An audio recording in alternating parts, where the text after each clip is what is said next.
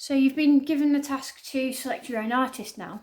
All right, so this first slide here, you can see where there's quite a few artists that have completed portrait work that's slightly different to Van Gogh, very different to Van Gogh. So these are very, very good examples. Now, if you quite like some of those, that's great, but we're going to have to research those on the internet. Okay, so what we've also given you here is 3 artists. All right, Antonio Mauro, very good. Mauro, very good. You could have whatever you want growing out of the side of your head, the top of your head, out of your eyes, etc. This is called photo montage, and it's done on the computer. So if you really like the idea of completing some kind of graphics style piece of work on the computer and we print it out, fantastic. Okay, you could also use this with just cut out pictures and do it as a photo collage instead. So there's more Antonio Mauro, very surreal, very, very overlapped image. There's a lot of overlapped images there. I can think of a couple of you that have shown me manipulated photos on your phone in the past in lessons, and I think some of you will do an absolutely amazing job of putting a few pictures together to create new artwork. So that might be perfect for you. Okay, Ian MacArthur, very, very good with portraits and putting patterns to describe the personality of each individual portrait. Good if you like doodling and if you like patterns. Okay, again, I can think of a couple of you that might use op art patterns to recreate an optical illusion style piece of artwork with you in it. Elena Hunter is really good, very, very easy. A lot of the space is white, however, all of the detail would be in the face. So there's obviously a degree of concealment involved there. So why do you think that Elena Hunter wants to conceal part of the face? Is it because she's hiding part of a personality, part of the subject's personality, or is it in reference to beauty? You make your mind up. You'll also read about it. So you can either choose one of these 3 artists. Now, if you like those artists, all right, or one of them, then fantastic. But if you don't like the artist,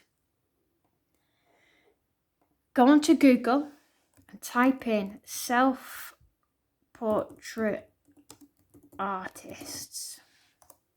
Okay? And we can have a little look. We're going to images. All right, of what it brings up. All right, so it's obviously bringing up at the moment quite a lot of kind of famous painters, famous artists. Okay, self apart from that maybe. Quite like that though. All right, so you can narrow it down, and instead of putting self, put in portraits and see what it comes up with there. All right, now if you like the idea of doing a collage portrait, then you can type in collage portrait artists and see what that comes up, what that brings up. Now, let's just click on one. I quite like that, it's a bit strange. All right, we can scroll through and see how this artist has kind of created very bizarre self-portraits. They're kind of stitching into it though, it looks quite cool.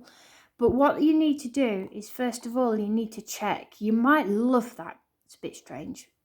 Quite like it. All right, but then what you got to do is you got to see if there's enough information. Okay, so top 10 collage artists, Hannah Hock to Man Ray. All right, so you've got to try and work out whatever artist it is that you like. Do they have a lot of information about that artist? So if you work out, I actually quite like Hannah Hock's artwork, okay, or Kurt Schwitter's, he's really, really good. He doesn't do portraits though. Roald Houseman, okay, you can kind of copy his name into another browser window, and you can see if there's plenty of information about him. All right, so you can see there that there is quite a lot of information about that artist. Now you'll find that as you start to look for artists, and you'll probably find quite a lot of more modern artists if you want, but you'll most likely find that some of the more modern ones don't really have enough information about them. So you've just got to try and make sure that they do have enough information for you to learn about.